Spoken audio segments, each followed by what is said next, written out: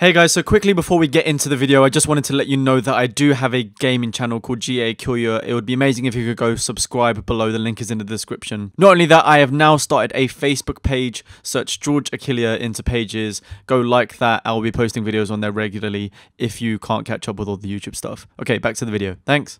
Hey guys, welcome back to a brand new video. I'm George Achillea, welcome. Please do like the video down below and subscribe. Let's get on into this video where we're doing a review of the Spurs game yesterday, where Spurs lost to Roma 3-2 in New York in the Red Bull Arena. So as to do like a quick overview of what happened, Spurs went 1-0 down in about the 11th minute to a penalty, which, very interesting topic here because one, in my opinion, it shouldn't have been a penalty. Basically what happened was CCV, which if you don't know is Carter Vickers, he had his like kind of back turned to the ball when he went to the defender, so facing towards his goal effectively, and the defender was on the left, their attacker was on the left side. Their attacker kicked the ball, obviously trying to cross it in, but it hit Carter Vickers' hand as he was like facing away. Like his arm would be like here, player was over there, he was facing that way, hit his arm, and the referee didn't give anything. Game carried on, it was fine, until about like 10 seconds later, he had to go over to the fourth official, and the fourth official is the one that gave it. Bear in mind, the fourth official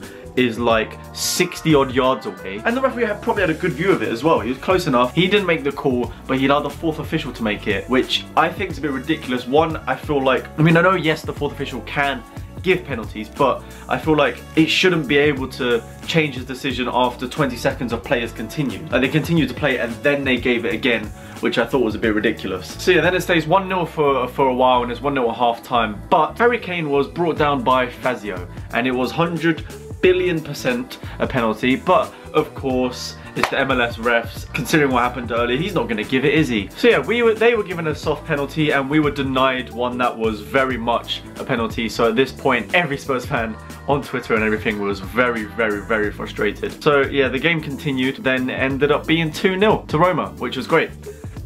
Really wasn't. What happened, it was Under, who was one of the players that I heard through every grapevine in history that we were linked with. Young Turkish player who looked pretty good. Yeah, he's the one that scored against us.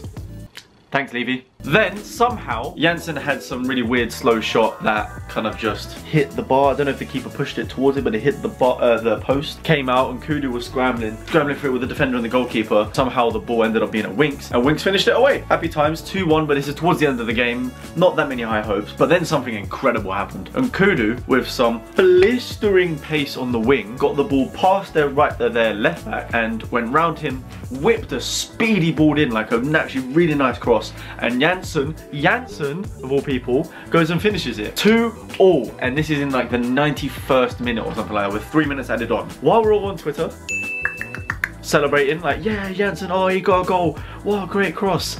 Yeah, 30 seconds later they go and score and makes it 3-2. No one knows how because everyone's too busy celebrating. Doesn't sound that bad, only 3-2, but wasn't the best of games. So now we get on to our actual performance for this result, and yeah, it was pretty shocking. We did not play well at all. We never got into the game. Big players never got into the game. Kane was pretty much unheard of. He was the only one that was attacking by himself, which is our issue. I think we do need another striker in the transfer window. We can't just keep relying on him. Dele Alli didn't even turn up to the stadium. Don't know how that happened, but didn't show up. Defenders weren't as good as they should have been. Kyle Walker-Peters, bear in mind he's still young, he left a lot of space for them and they were kind of ripping the right side. Trippier was great going forward, but defensively wasn't that great. Toby didn't have the best of his game. Midfielders were pretty much fine. They were all pretty good, except for obviously like Ali and that. Ericsson didn't come onto the second half, but didn't do as much magic as he did in the PSG game. Okay, so the players that I thought impressed me in that game were Georgiou, who is a player that most people never would have heard of. Cypriot, repping. Onuma in the first half was brilliant. I think he was one of the best, or the best player in the first half for us. And Kudu was pretty good, especially with the whip-in that he did to Janssen. He's played very well, used his pace well, and that's what I loved about Georgiou as well. He was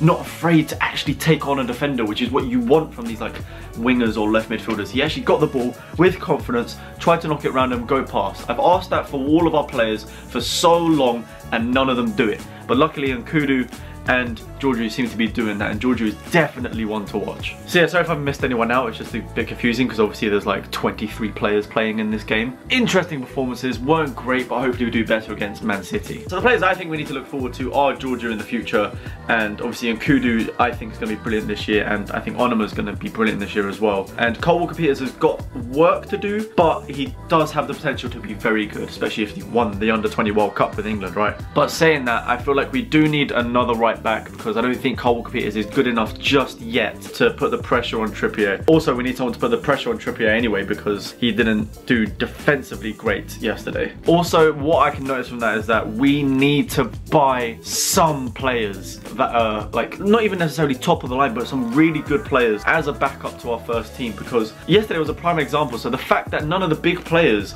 turned up in that game, we were lost. We had to rely on the youngsters like Giorgio to do the work, which is mad because obviously he's not fully developed yet, so we can't rely on these players. They're great for the future, but we need the backup players now if we want to do well this year in the season.